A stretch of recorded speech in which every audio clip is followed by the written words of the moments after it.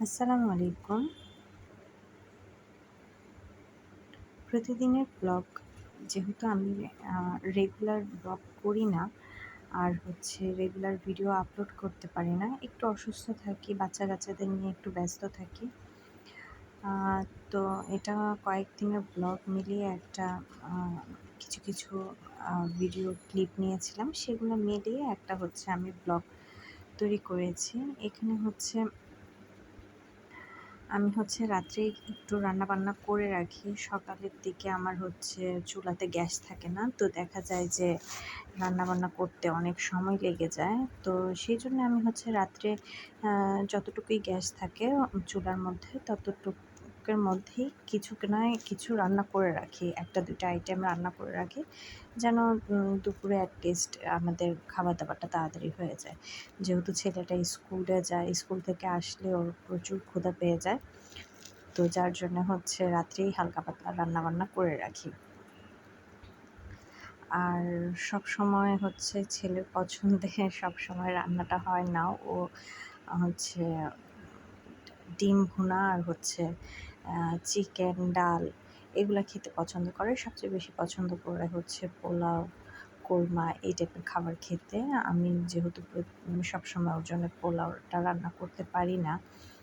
কারণ এই আসলে রিচ ফুড খেলে অনেক সময় অনেক সমস্যা হয়ে যায়। আর সাধারণত আমরা ঘরে যেভাবে রান্নাবান্না করি, খুব বেশি রিচ ফুড আমি তৈরি করি না। আবার দেখা যায় যখন তৈরি করা হয় খুবই হালকা পাতলা। যেমন একবেলা খেতে পারবে এমন করে রান্নাবান্না করি। আমার বাসায় খাবার-দাবার খুবই কম নষ্ট করা হয়। যেহেতু আমরা মানুষ কম, ৪ জনের সংসার আমার। তো সেখান দিক থেকে আমি খুবই কম রান্নাবান্না করি। যতটুকু প্রয়োজন ঠিক ততটুকুই করি। এর বেশি আসলে আমার এখন ইচ্ছেও করে না। আর কেন যেন মনোযোগটা অনেক কমে গেছে সব কিছুর প্রতি।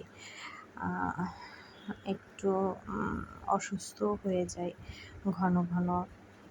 ছেলেমেয়েগুলাকে ওরকম টাইম দিতে পারি না। সংসারটাকে সুন্দর করে গুছিয়ে গাছিয়ে ওভাবে এখন আর রাখার চেষ্টা করি, কিন্তু পারছি না। হয়তোবা আল্লাহ তাআলা চাইলে সব কিছুই সম্ভব।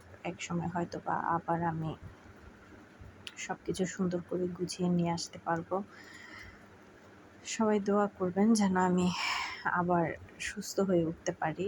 আর এই যে এখানে ডোনাট তৈরি করছিলাম আমার ছেলের টিফিনের জন্যে, মেয়ের টিফিনের জন্যে। স্কুলে ওদের সকালবেলা কী দিব সেই চিন্তা করতে কিন্তু আমার দিন পার হয়ে যায়। আর এই যে তারপরের দিন আবার একটু রান্নাবান্না করলাম।